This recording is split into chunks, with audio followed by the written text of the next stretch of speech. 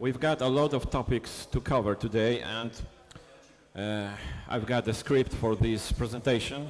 There is a lot of dense material intertwined with video clips. So let's get started. After the first part, there will be time for asking questions, and I will answer.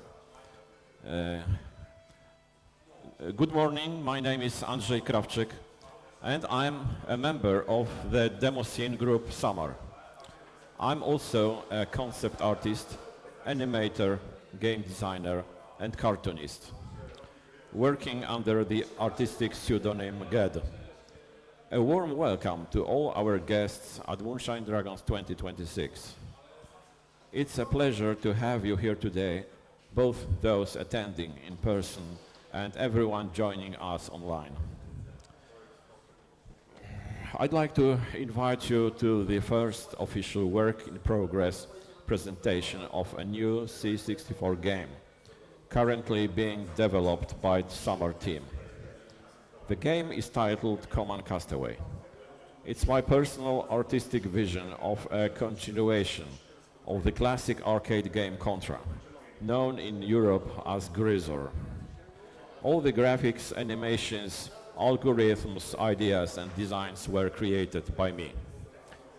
The game also features an excellent soundtrack composed by another member of Summer, an outstanding musician and graphic artist, Isolder. The hardware, workstation and all the necessary software tools were provided by Ugoren. Without his support, this project wouldn't have been possible to carry out. I would like to add one small disclaimer concerning background music for various video materials you'll see. I've chosen the background music for the clips purely for illustrative reasons. No copyright infringement was in my mind. All the music belongs to the authors, and this whole presentation doesn't have any commercial character. Before we begin today's presentation, let me take you back to an important moment from the past, the very origin of the Coman Castaway project. A long time ago, in 1988, in Japan, something remarkable happened.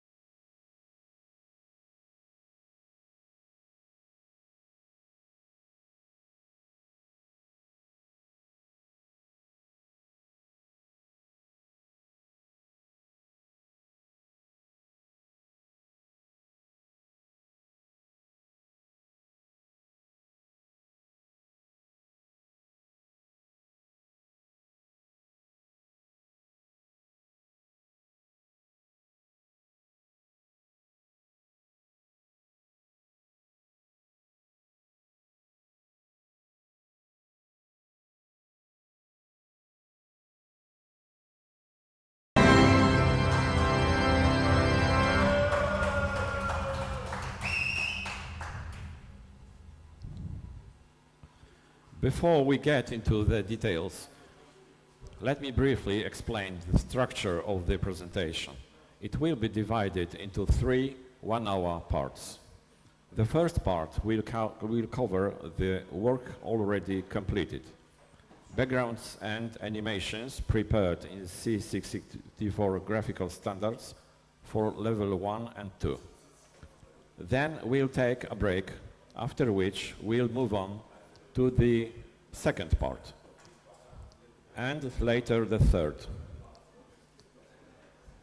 The second part and the third part will focus on the origins of the game and design concepts for its further development.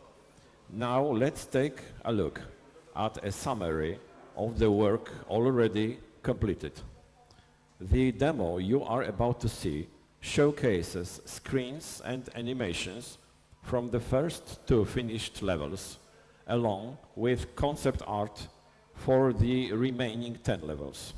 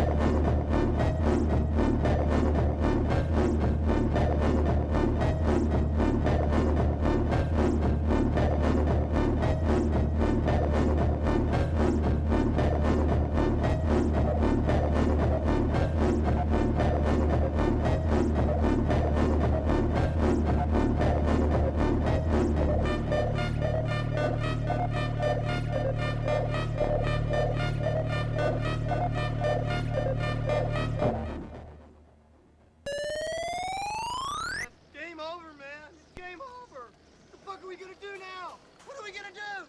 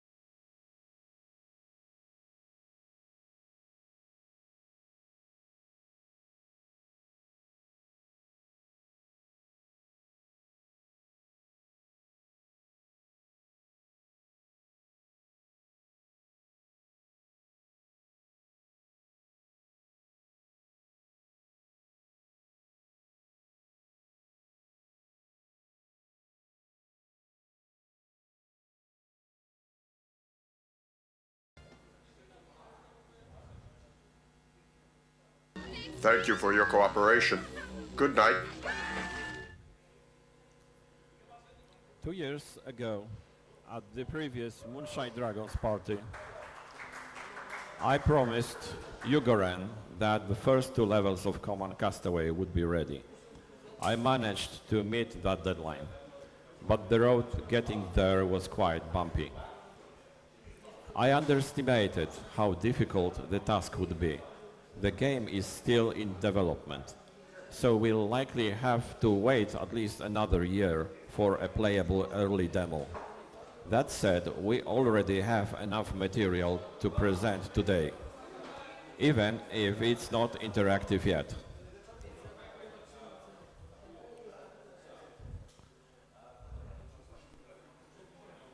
I'm going to show you animatics for the first 2 finished levels.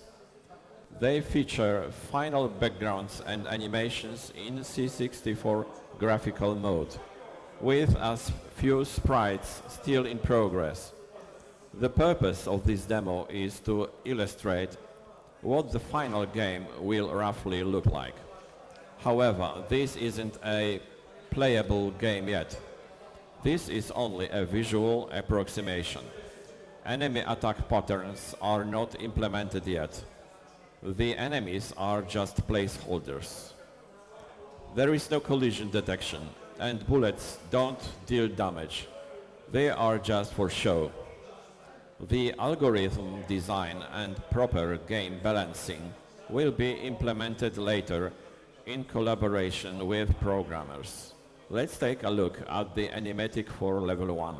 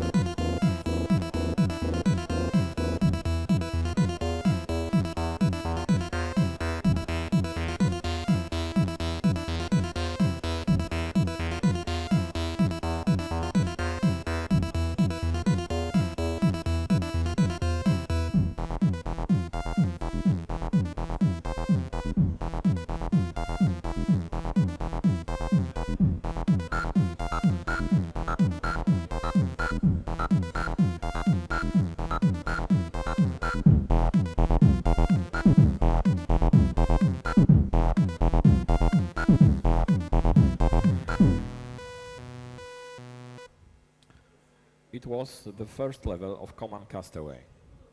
This is the only level that remains relatively faithful to the game's original concept. Almost 2 years ago, when I began converting this level from freehand drawings into C64 cassettes, I didn't realize how naive I was. I was quite confident in my abilities and experience as a graphic artist and game designer. But reality quickly challenged that approach, and the confrontation with the limitation of developing a game on the C64 was both unexpected and painful. The scale of the difficulties and constraints I encountered in the process was overwhelming. My judgment was mortgaged to vanity. So, is this game even possible to render faithfully to the original drawings it is based on? The answer is both yes and no. Before you see an animatic of level 2, please take a look at the source material for the first 2 levels of Coman Castaway.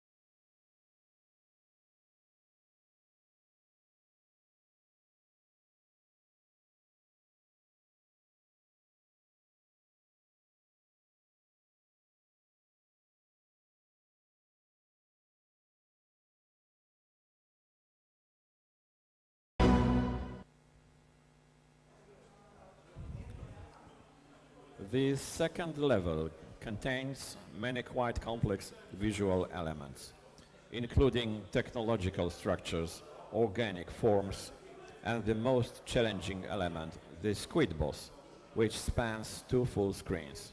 I initially came to the conclusion that this level couldn't be ported to the C64 without severely compromising the visual quality. I remained convinced of this until one day it occurred to me that the converted graphics could still be used. They would simply need to be distributed across a larger space. This way, everything can be crammed into the tight constraints of the C64 cassette system. I was able to use almost all the originally converted graphics, although not in a direct form. Every large chunk of graphics had to be broken into several smaller pieces and distributed across the entire level. This forced me to rethink my approach to design. I had to treat these pieces as inspiration for entirely new graphical compositions rather than attempting to one-to-one recreation of the original drawings. Let's take a look at the final form of the second level of Coman Castaway.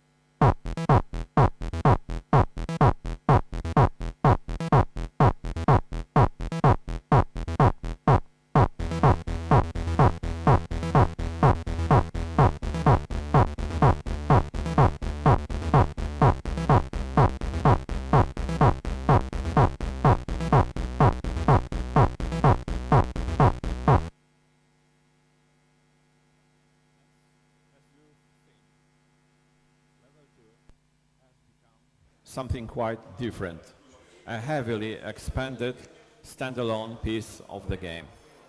It is now roughly 4 times longer than the original concept.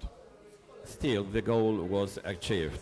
All the key visual elements from the original drawings and conversions made it into the final version.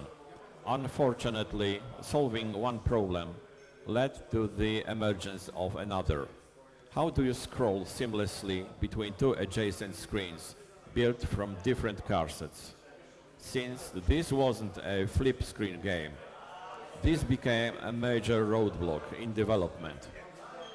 Here you can see a short animation comparing side by side and in real time which parts of the original drawings were used in which sections of the ported levels.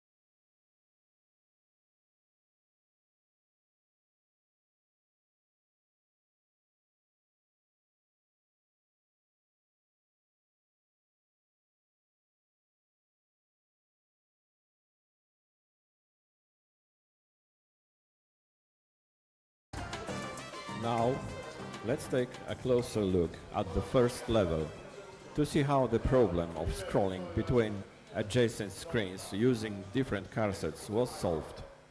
Originally, the level was structured as follows. The player would start on a screen featuring a ship loaded separately as a full-screen image.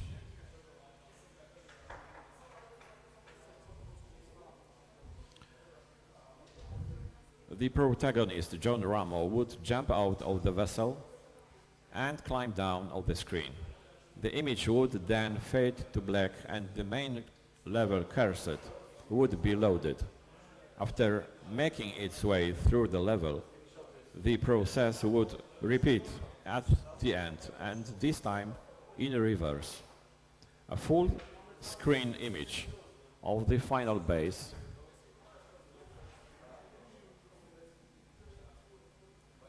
would then be loaded, where the protagonist would fight Bella the Spider. This approach worked well enough, but I was never fully satisfied with it. It felt awkward, slow, and clumsy. Unsurprisingly, I abandoned it altogether a year later. I redesigned the ship and the base to fit within a single cassette each, and used a third cassette for the main body of the first level. In the end, the entire level fit into just 3 cassettes. This was only possible because I had solved the scrolling problem mentioned earlier. The first level alone took me a year to complete. I must have declared it finished at least a dozen times, and each time I kept finding new issues to fix over and over again. Here you can see how the level evolved over time.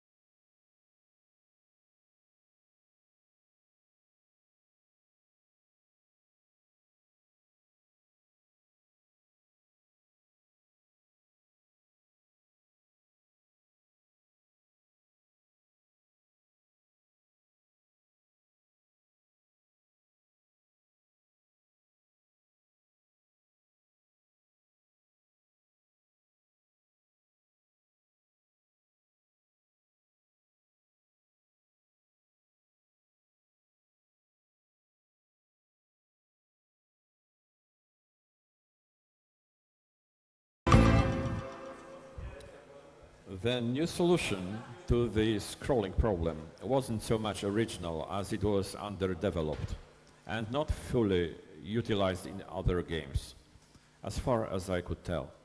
Let me explain how it works.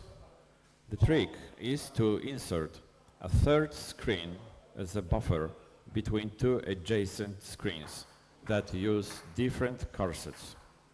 This buffer screen is built from characters shared by both neighboring screens. If the 2 screens were placed directly next to each other, smooth scrolling wouldn't be possible. By separating them with a buffer screen, the transition can merge seamlessly, allowing the scrolling to flow without interruption. However, this solution comes with consequences. It significantly increases the number of screens in the game. And in level 2, the impact is especially noticeable. Let me show you how this level evolved over 2 years of development.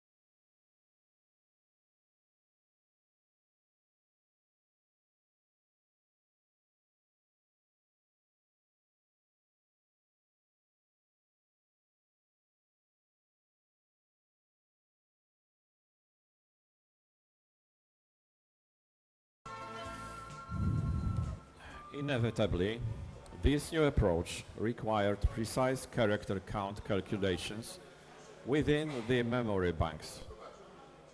Developing the second level involved a great deal of meticulous, almost accounting-like work. The analysis of carsets and buffers followed a consistent process. Each screen I worked on was checked in a Sharpad. The program showed how many characters I could use for each new screen, how many had to be reserved in a given carset for the buffer, and whether the third screen in the sequence also contained those required buffer characters. This same painstaking process continued all the way to the end of the level. An obvious question comes to mind. Why are the original drawings that served as the foundation for this game so complex and detailed? Why weren't they created with the technical constraints of the target system in mind? Isn't that a waste of time and effort?